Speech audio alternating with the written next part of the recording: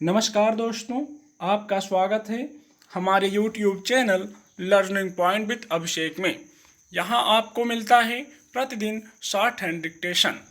अगर आप हमारे चैनल पर पहली बार आए हैं तो चैनल को सब्सक्राइब कीजिए और बेल आइकन प्रेस कीजिए ताकि अगले वीडियो की नोटिफिकेशन आप तक पहुँच सके।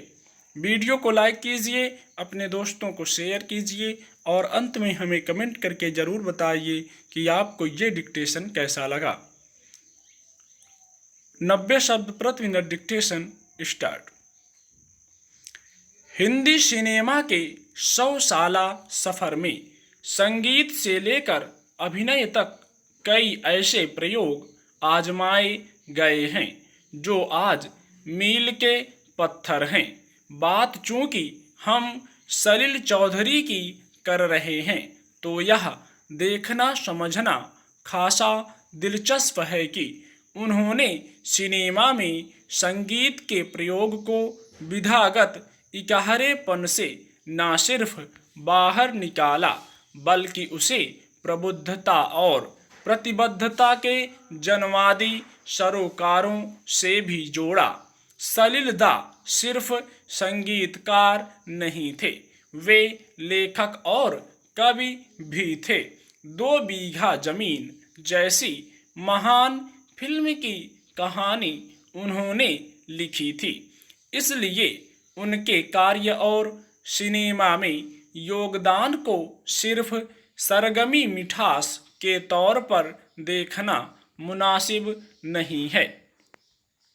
दरअसल वे एक प्रबुद्ध संगीतकार से भी आगे एक ऐसे विचारशील कलाकार थे जिसकी प्रतिबद्धता सर्वहारा वर्ग के संघर्ष के प्रति रही। वे अपने संगीत से मानवता के उन स्वेद पक्षों का स्पर्श करते रहे जिन पक्षों की उनसे पहले सांगीतिक कोमलता के नाम पर अवहेलना हो रही थी। बिमल राय, ख्वाजा अहमद अब्बास, राज कपूर, साहिर लुधियानवी और शैलेंद्र जैसे लेखक, कवियों और फिल्मकारों ने हिंदी सिनेमा में जिस नव यथार्थवाद दौर को तारीखी तौर पर लाया, सलीलदा का नाम ऐसे लोगों में प्रमुखता से शामिल है। बंगाल के 24 परगना जिले के गांव में 19 सितंबर 1922 को उनका जन्म हुआ। उन्हें शुरू से ही पाश्चात्य शास्त्रीय संगीत का शौक था।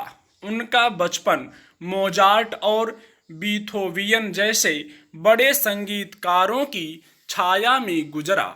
उनके इस शौक और लगन ने उन्हें फिल्मों में एक ऐसे संगीत का विधान रचने के लिए प्रेरित किया जिसमें लोक की स्थानीयता से लेकर पाश्चात्य संगीत का खुलापन तक सबका समावेश था।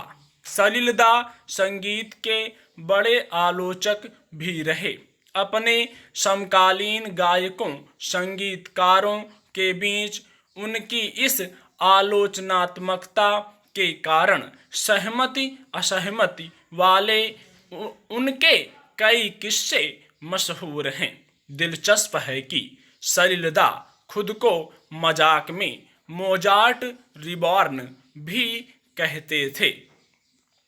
संगीत के प्रति उनके लगाव का आलम यह था कि चाय बागानों में काम कर रहे मजदूरों तक के साथ बैठकर उन्होंने उनके संगीत के बारे में जाना सीखा।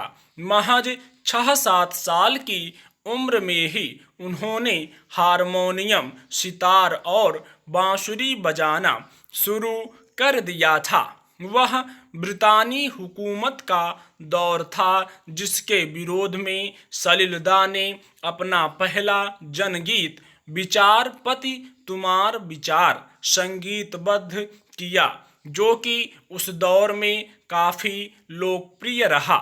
यह गीत उन्होंने 1945 में अंडमान जेल से लौटने के बाद लिखा था।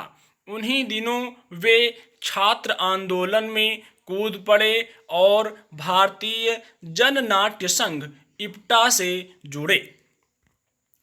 विश्व युद्ध के दौरान ब्रितानी हुकूमत बंगाल के चावल उत्पादन पर काबिज हो गया। फिरंगियों की इस मनमर्जी के कारण तब लाखों लोगों की भूख से मौत हुई थी। सलिलदा ने इसी त्रासद अनुभव पर एक फिल्म की कहानी लिखी, जिसे उन्होंने ऋषिकेश मुखर्जी के जरिए विमल राय तक पहुंचाई। इस तरह यह कहानी 1953 में फिल्म 2 बीघा जमीन के रूप में पर्दे पर नजर आई।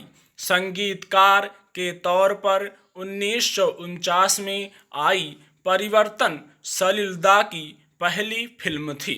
उन्होंने बांग्ला, हिंदी, मलयालम समेत 13 भारतीय भाषाओं की फिल्मों में संगीत दिया।